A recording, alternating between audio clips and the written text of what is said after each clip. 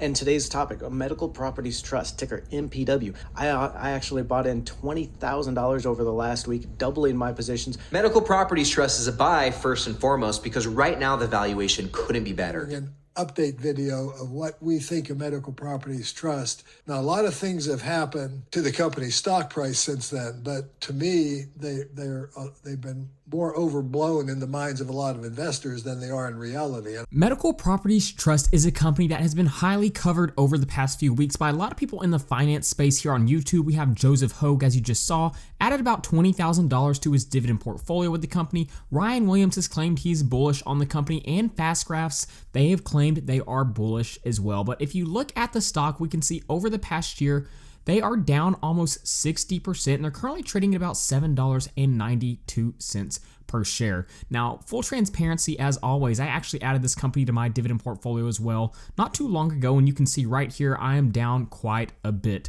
So what's going on with this company? And in this video, we are going to be jumping into my valuation spreadsheet like we always do. But before we do that, let's go ahead and dig into this company just a little bit more and see what's the deal with them dropping 60%. So again, like I already said, over the past year, down about 60%. Look at the past 6 months, down 40%, and over the past 5 days, down 8.44%. So there's a lot to like about the company before we talk about its problems. If we jump over here and look at the peers on Seeking Alpha, you can see again, Medical Properties Trust down about 60% over the past year, but you look at these comparable companies down about 9%, 1.5, 21, 23, and 7%. So yes, while the broader market has been down as a whole and most real estate investment trusts over the past year are down, nothing compared to being down 60% like Medical Properties Trust. And if we look at their dividend history, obviously they have a really high starting dividend yield, as we'll see a little bit later in this video. But if we scroll down, they have a decent history of increasing the amount they pay in dividends over time. If you look at the past 10 years, real estate investment trusts don't typically increase dividends as much as more quality dividend growth companies, but still,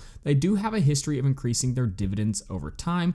And if we come here and look at the income statement right here, if we scroll down, there's a couple of things that I want to look for personally when looking at a real estate investment trust. And the first is going to be AFFO, and we want to see growing AFFO, and that's clearly the case. We are missing a couple years here, but overall, really good AFFO growth, FFO growth, really good as well. And if we look at this FFO payout ratio as well, this is the best way to judge the safety of a REIT's dividend payouts. Currently sitting at 74.76, so it would look like based off of that the current dividend is safe.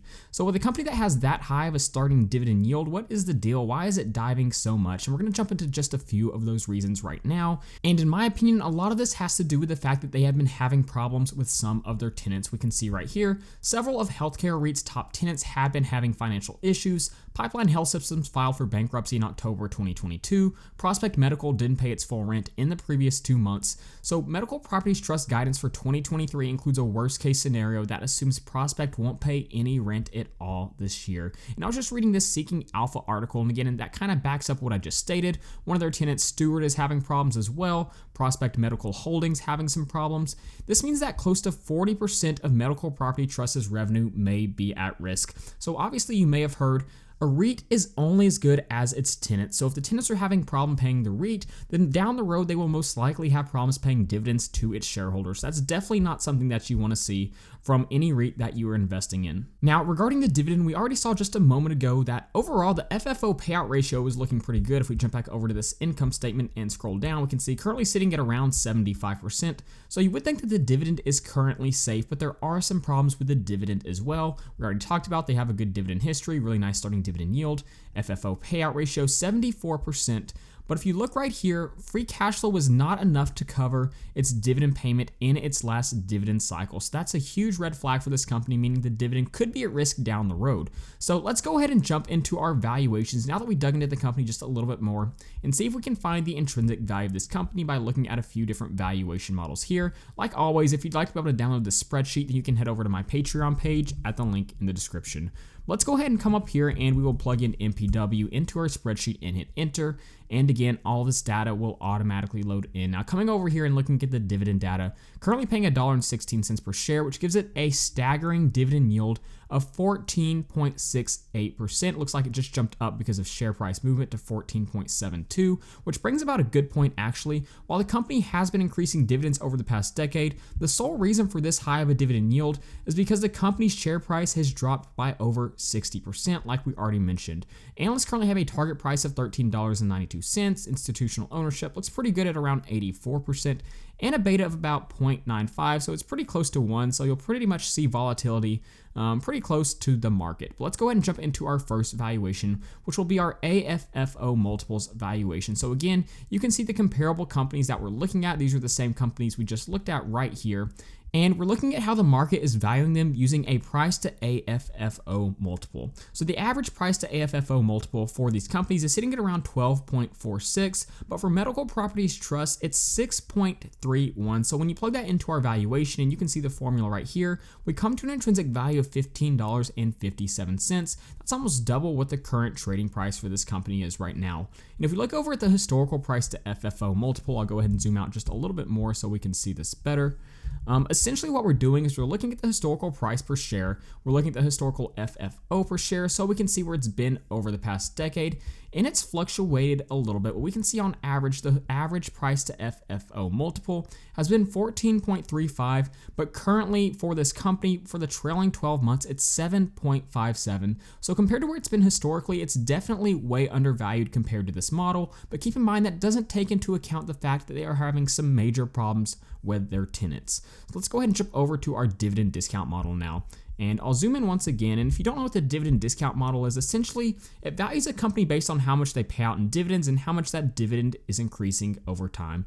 So I plugged in the historical quarterly dividend payouts for this company so we can see how much they pay out each year, and this allows us to see our dividend growth rates. We have 3.85, 3.7, 3.57, and they actually didn't increase their dividends any in the most recent dividend cycle. And like I already mentioned, FFO payout ratio of 74.76, but overall average growth rate of about 2.78.